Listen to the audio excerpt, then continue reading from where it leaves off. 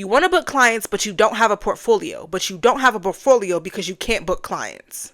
I got you. If you're trying to get copywriting clients but you don't have a portfolio, do not let that stop you. Now, you don't need years of experience to start booking clients, but you do need to be strategic. In this video, I'm breaking down how to get copywriting clients in 2025, even if you don't have a portfolio. Hi, my name is Daji. I'm a brand and website copywriter for CPG brands, and let's get into number one. You need a portfolio. Yes, you do need a portfolio, but you don't need paid clients to have a portfolio. The goal of having a portfolio is to prove that you can write persuasive and results-driven copy. Here's how you do that without having already paid clients. Leverage past work. Now, this is something I did personally. I have 8 years of marketing experience and I've never held a copywriter role. However, every single role that I have had in my professional experience has required me to do some level of copywriting. Therefore, when I worked a corporate job, I saved all of the material that I worked on for all of the projects that I worked, and I just credited myself as the copywriter because, like I mentioned, I have had to do copywriting in some aspects of every single professional job that I've had. So if you've done an internship, a short stint at a job, contract work, any project where you have written something on it, add that into your portfolio.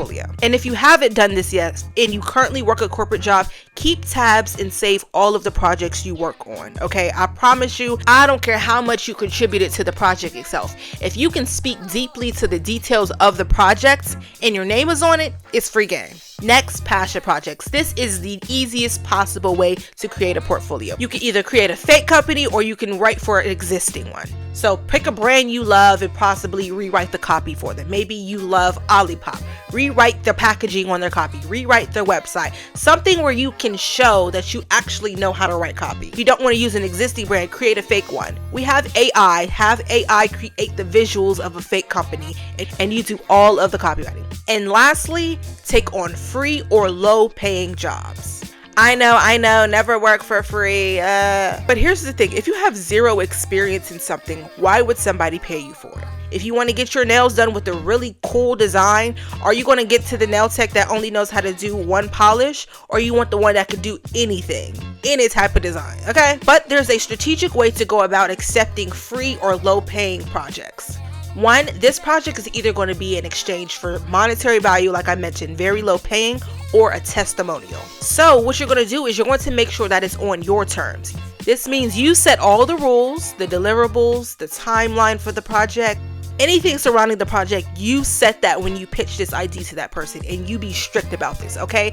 Let that person know, I'm doing this for my portfolio, but also you are getting this service for free. So it's not like you're necessarily doing me for a favor because you are using this. A little bonus tip, when you are creating your portfolio, create case studies for all of the work that's in your portfolio. Do not just slap an email that you wrote in there. Do not just slap a blog post that you wrote in there. Create a case study. If you guys want more details on what case studies are, how to frame them, how to make them effective, I will do a whole video on that. Just let me know. Find out where your ideal client is and have a plan. So just like marketing, fine if you have a great portfolio, but if you don't know how to get it to the right person, it doesn't really matter. So you have to find where your client is and be there. Here's how you're going to do that. Number one, create a social media presence. I know not every copywriter or creative business owner wants to be a social media influencer, but it is a very effective way, and it's how I market my business. So create content about what you do, share the work, and a little bit of behind the scenes. Do not just create a profile with just a whole bunch of your work. Do not do that. That's not personable, and it's like, okay, yeah, you can write, what does any of this mean?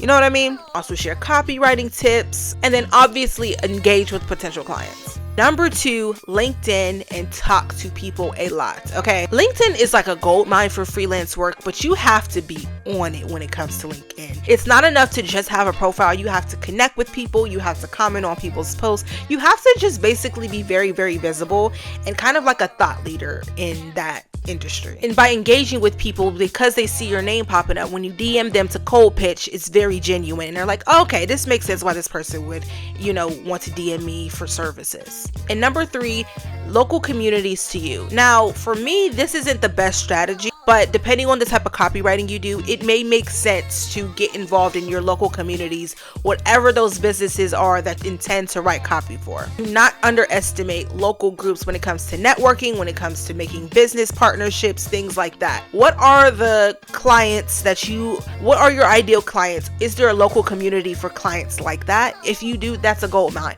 Go to those events, talk, chop it up with people, do your thing. Once you find where your ideal clients are, you need a strategy to turn those interactions into actual clients. Now, to piggyback to kind of all the advice I gave you about making connections, one thing I have learned about being in the creative business industry, people hire people that they trust before they hire people that are best for the job. Much like in traditional jobs where it's much easier to get a job when you know somebody in the company rather you just applying to the job online. So here are a few ways to make genuine connections so you are always top of mind when somebody needs your services. First, you need to network with adjacent professionals. Connect with designers, marketers, brand strategists, and even social media managers. Hell, these adjacent professionals will always either themselves need a copywriter or they will always have a client that needs a copywriter. You see where I'm going with this? You could offer to collaborate on smaller projects. If a designer is in a situation where they have a client that needs a client, they recommend you. If you're a copywriter and your client needs a designer, you recommend them. Try to create a community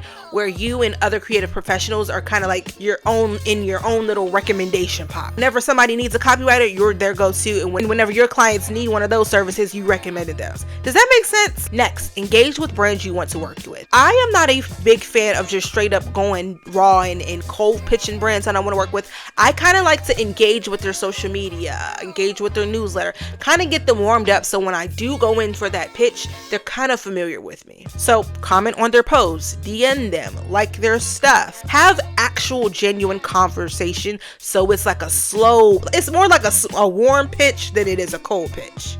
And then once you do go in for that warm pitch, you can kind of say something like, hey, I love what you're doing with X. Have you ever thought about Y? And then just go from there. Something as simple as that can kind of open up that door. And again, a lot of people that need copywriters may not know that they need it, so it takes a little bit of warming up for you to kind of like prove that those services are needed. Lastly, follow up and stay visible. I feel like I'm repeating myself, but I gotta say it in a couple of different ways for you to really get it. First time you reach out, you may not get a response. They may not see it, they may think about it, and then they may just forget about it again. That doesn't mean you should disappear, but also don't be annoying. Stay in touch, and every time you reach out to them, offer some type of value, some type of update of what you got going on. Just be like, hey, checking in, did you get my email? Hey, last time checking in, did you get my first 2 emails? No, offer them something of value that would make them be like, ooh, this copywriting service, this might need to be something I need to invest in. So make sure you are top of mind by following up and being natural with the follow-ups. I told you getting copywriting clients without a portfolio is not impossible.